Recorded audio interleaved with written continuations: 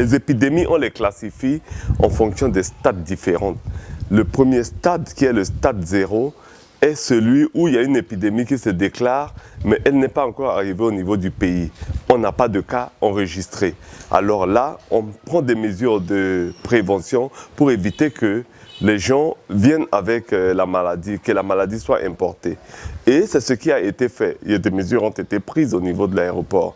C'est vrai que ces mesures n'ont pas été efficaces. Nulle part ça a été efficace. La France a pris ces mesures, mais finalement ils ont quand même déclaré des cas de Covid-19. L'Afrique du Sud, des pays africains, des pays d'Asie. Et le premier stade a été dépassé, puisque finalement nous avions eu des cas importés. C'est-à-dire nous sommes passés du stade 1 au stade 2. Il fallait donc prendre justement d'autres mesures supplémentaires pour empêcher que des cas importés viennent, mais que des transmissions locales se fassent à travers ces cas importés. C'est pourquoi le chef de l'État, après avoir consulté et entendu les différentes couches de la société, a décidé de commun accord avec le ministère de la Santé de fermer les vols, l'aéroport de Bangui aux vols commerciaux, de permettre seulement les vols, les cargos et les vols humanitaires. Et aujourd'hui, on passe au stade 2 qui est le confinement. On demande aux gens de pouvoir appliquer les mesures d'hygiène. On demande aux enfants de ne plus aller à l'école. On évite les rassemblements au niveau des églises et des lieux de culte et aussi des rassemblements au niveau des zones où les gens peuvent se réunir au-delà de 15. Ça, c'est des mesures qui se prennent par rapport à une épidémie nouvelle. Et c'est des mesures qui évoluent en fonction de la dynamique de l'épidémie. Donc voilà la situation actuelle dans laquelle nous nous trouvons. Et il faut aussi le dire, Hervé, que c'est difficile. Il faut que nous contextualisons les mesures de confinement par rapport à l'état de notre pays. Nous ne pouvons pas appliquer cela comme ça se passe en France. Nous n'avons pas de services sociaux aussi élaborés et aussi nantis que les services français. Nous ne pouvons pas aujourd'hui dire aux Centrafricains de ne pas aller au marché, de ne pas circuler dans la rue, parce que c'est difficile. La majeure partie de nos compatriotes vivent le jour au jour dans la rue. Ils cherchent leur nourriture dans la rue. Comment pouvez-vous dire que tel marché va ouvrir de manière alternative? Comment pouvez-vous dire que non, on ouvre un marché à 9 h, alors que même dans les pays nantis, on sait que c'est des mesures qui ont été contre-productives. Parce que vous dites à un marché d'ouvrir seulement à 9 h, c'est tout le monde qui va se ruer. Donc c'est assez complexe. C'est pourquoi il faut mettre un accent sur la prévention, éviter de diffuser les fausses nouvelles et nous unir pour faire face à cette épidémie en conscientisant nos compatriotes sur les mesures assez simples comme ne pas saluer les gens, prendre des distances de 1 mètre et se laver fréquemment les mains, parce que même en touchant des portes, en touchant des portières de voitures, en touchant des tables qui sont souillées par le virus, on peut facilement se contaminer. Voilà un peu ce que je peux dire comme historique et comme état actuel des choses par rapport à l'épidémie du Covid-19. Les gens disent qu'il y a 834 cas en Centrafrique. C'est faux. Archi faux. En Centrafrique, nous avions 9 cas. Le premier cas, c'est celui du prêtre Giovanni, prêtre italien appartenant à la congrégation des Comboniens, qui est revenu d'Italie et qui a été détecté positif. Dieu soit loué, aujourd'hui, ce monsieur, après les soins reçus au niveau de l'hôpital, se trouve en bonne santé et en parfaite santé dans sa communauté. Le deuxième cas que nous avions eu, le deuxième et le troisième cas, concerne donc des cas qui a fait couler beaucoup d'encre. Il s'agissait de donc la princesse Léonie Kangala avec son amie, Madame Blondine, qui sont venus de France pour la cérémonie de 8 mars, qui ont été avec les gens et finalement qui ont fini par être détectés à la suite d'une consultation au niveau de l'ambassade de France, qui ont été détectés positives.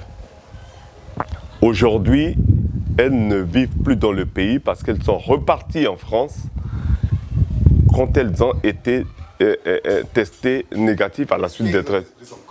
Oui, elles ont été prises en charge. Elles ont été prises en charge et elles ont été guéries avant de partir. Mais il fallait faire un deuxième test pour s'assurer de la confirmation du test négatif. Et pour cela, le ministre de la Santé a fait une lettre de recommandation pour leur permettre de prendre l'avion et de repartir. Quand elles sont arrivées en France, elles ont été confinées, retestées négatives avant de regagner leur domicile. Donc il s'agit de 3 cas de guérison que nous avions eus sur les 9 cas.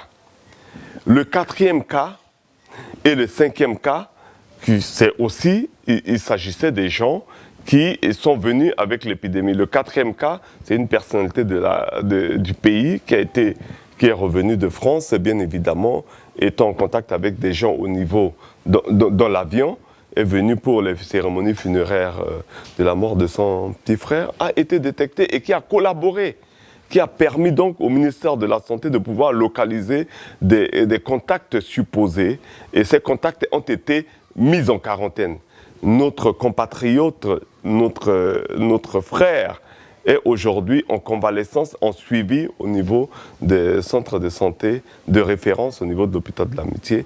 Et il se porte très bien, sauf que les tests qui ont été réalisés montrent que la charge virale est encore assez élevée et il ne peut pas aujourd'hui regagner son domicile pour risque de contagion, mais il est bien suivi, il se trouve en bonne santé et nous espérons que dans peu de temps, il va regagner son domicile parce que tout se passe bien. On a eu un 5e cas, un résident européen ici en Centrafrique qui a été contaminé par quelqu'un qui venait de l'extérieur. Lui aussi, il est bien suivi, son état de santé s'améliore et tout se passe bien. Maintenant, le 6e cas, c'est un Italien qui vit ici en Centrafrique de 28 ans, qui a eu aussi des déplacements parce que la difficulté que nous avions, c'est de retracer tout son parcours. C'est pourquoi il y a des doutes, hein, parce que vous savez, quand un cas est évoqué, il y a des doutes, il y a des gens qui pensent que c'est un cas importé, il y a d'autres qui pensent que c'est un cas local. Et il a été en contact avec un jeune couple qui aussi finalement a été dépisté positif. Donc 2 autres personnes qui se sont ajoutées. Ça fait 8 personnes que nous avions qui ont été dépistées ici au niveau de l'Institut Pasteur. Le 9e cas, parce que vous me posez cette question, je crois qu'il faut le dire pour la transparence, pour que les Centrafricains savent que le ministère de la Santé, le personnel de la Santé, l'Institut Pasteur n'ont rien à cacher. Parce que quand les gens disent qu'il y a 834 cas en Centrafrique cachés par les médecins et pharmaciens, le ministère de la Santé, pour éviter de créer une psychose au sein de la population, c'est faux. Le 9e cas, c'est un sujet rwandais qui appartient à la MINUSCA, qui a été testé positif par le laboratoire rwandais de Kigali. Ce laboratoire est venu ici, a réalisé des prélèvements sur l'ensemble du contingent rwandais et est parti à Kigali et a vu qu'il y avait un sujet qui est confirmé positif.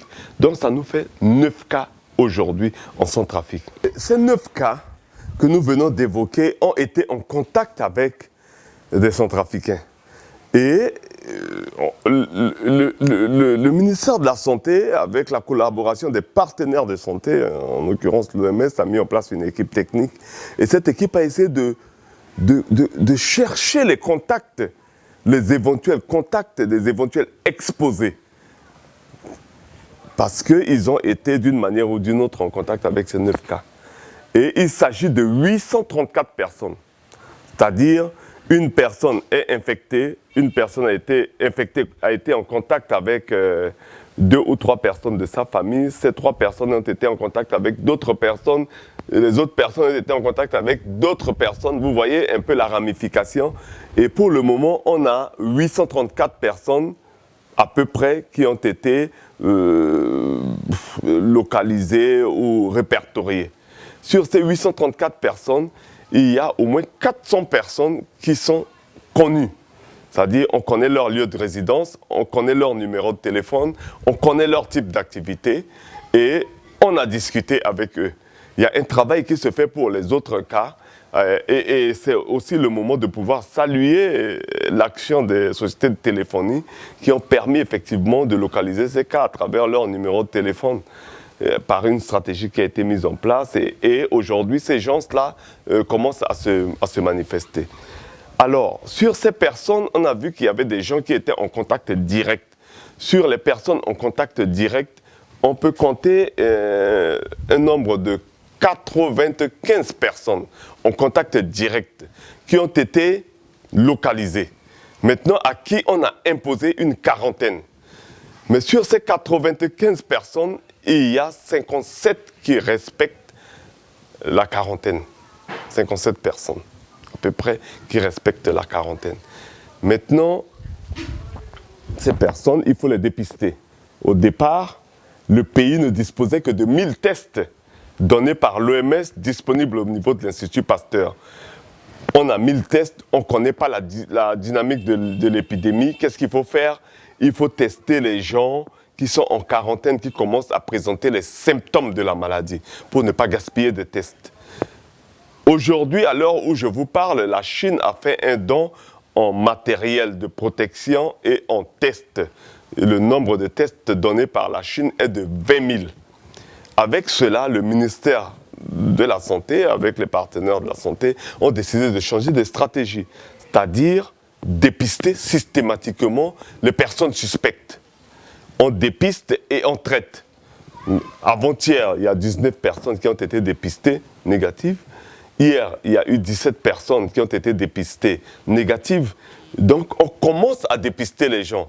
Et c'est peut-être fort probable que nous puissions avoir d'autres cas ces jours-ci, mais nous remercions, nous rendons grâce à Dieu que jusque-là, on n'a pas d'autres nouveaux cas. Donc, on commence à dépister les gens. Une des stratégies qui découle donc de la connaissance de ces 9 cas, c'est que le gouvernement, à travers le ministère de la Santé, a dit, bon, mais pour que je puisse dépister les gens, il faudrait que je puisse former aussi les gens sur la détection des symptômes du Covid et la référence de ces patients au niveau des laboratoires. Donc, il y a un programme de formation qui est en train d'être mis en place pour équiper certains laboratoires, à savoir le laboratoire national, pour que ce ne soit pas seulement l'Institut Pasteur qui puisse dépister et d'autres laboratoires de la place. Mais il y a aussi une composante formation par rapport aux agents de santé, par rapport aux agents qui travaillent au niveau des pharmacies, pour savoir si par exemple une personne vient avec un syndrome grippal, le nez qui coule, qui tousse et qui est suspecte, que cette personne puisse être conseillée et orientée vers des structures qui sont référenciées comme celles qui peuvent dépister ces personnes. Je crois que c'est la nouvelle dynamique. C'est comme on l'a dit au départ, il s'agit d'une nouvelle épidémie, on essaie de s'adapter à la dynamique de l'épidémie. L'épidémie concerne tous les pays du monde. Maintenant, il y a des protocoles de traitement. Nous savions que beaucoup de salive a coulé par rapport au traitement de la chloroquine. Mais pour le moment, c'est peut-être une exception, c'est peut-être une grâce que nous avions. Nous n'avions pas encore de cas assez difficiles à traiter. Sinon, le traitement qui se fait aujourd'hui, c'est un traitement symptomatique, c'est-à-dire on traite les symptômes de la maladie. Les symptômes de la maladie, ça veut dire quoi? Ça veut dire que quand quelqu'un, on sent que la personne tousse, on lui donne un médicament contre la toux, on donne un antibiotique qui évite justement d'avoir des infections pulmonaires. Ça, c'est un protocole qui existe. Donc, en traitant les symptômes, on arrive à trouver des rémissions, des cas de rémission. Mais pour le moment, on n'utilise pas encore la chloroquine parce qu'il y a des études qui sont en train d'être faites. Comme on ne se retrouve pas dans une situation d'extrême urgence qui peut pousser les médecins à pouvoir opter pour des traitements de dernière heure, de secours, comme la chloroquine a été utilisée dans d'autres pays, on traite les symptômes et on prévient donc des infections pulmonaires. Et jusqu'aujourd'hui, nous avions des cas de guérison. Et simplement, parce qu'il faudrait être clair avec l'opinion. La chloroquine, pour le moment, est en essai thérapeutique. Il y a une étude multicentrique qui se réalise au niveau de la France, de l'Italie et de l'Espagne. Je crois que d'ici la fin de la semaine prochaine, on pourra déjà avoir des premières conclusions et on saura dans quelles conditions il faut utiliser la chloroquine ou non. Donc, on ne peut pas aujourd'hui dire aux gens d'utiliser la chloroquine quand on ne maîtrise pas, quand on n'a pas de données évidentes sur l'apport thérapeutique de la chloroquine. Nous savions que la chloroquine utilisée à Dakar, au Sénégal, permet de pouvoir baisser rapidement la charge virale. Mais nous, on ne se trouve pas encore dans ces situations extrêmes. Donc on attend, et comme on a un partenaire qui nous a aidés, qui continue de nous aider, qui accompagne notre pays, qui est l'OMS, mais on travaille avec l'OMS, et au moment venu, je crois que s'il faut utiliser la chloroquine, on l'utilisera avec beaucoup plus de sécurité pour nos patients. On peut être de l'opposition, on peut être du parti au pouvoir, on peut être de telle ethnie, on peut être de telle classe sociale. Le Covid-19 ne choisit pas les gens. Même quand on dit que les jeunes ne sont pas touchés, de plus en plus, on a dans notre communauté aussi, c'est aussi le moment de pouvoir le rappeler et de pouvoir rendre hommage à tous ceux qui sont tombés, qui avaient des projets de société, qui avaient des projets de vie, qui avaient de la famille et qui sont morts, peut-être beaucoup plus âgés et aussi très jeunes. Donc le Covid sème la terreur. Il n'y a pas d'âge, il n'y a pas de classe sociale, il n'y a pas de couleur de peau, il n'y a pas d'ethnie. Il n'y a pas d'appartenance à un parti politique. Le Covid peut représenter un danger réel pour notre peuple, pour notre pays qui est encore très fragile. C'est pourquoi j'appelle tous les compatriotes, que vous soyez du domaine médical, que vous soyez de la vie sociale, que vous appartenez à des corps professionnels bien donnés, que vous appartenez à des partis politiques, qu'on puisse s'unir main dans la main pour pouvoir lutter contre le coronavirus en faisant passer les messages de prévention. C'est-à-dire, on recommandera à chaque centrafricain de se laver les mains, de ne pas saluer, d'être à distance, d'éviter des lieux de réunion, des lieux de culte, mais aussi de ne pas véhiculer des messages tendant à pouvoir faire baisser la garde contre le coronavirus. Et il y a beaucoup de messages, beaucoup de faux messages qui circulent sur les réseaux sociaux.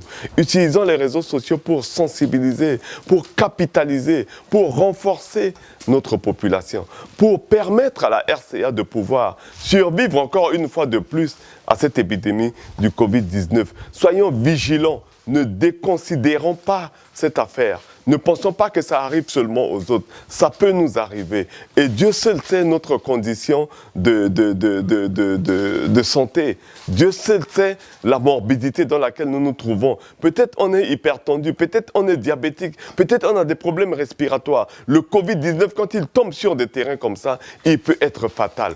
Protégeons-nous, protégeons nos amis, protégeons notre famille et protégeons notre pays.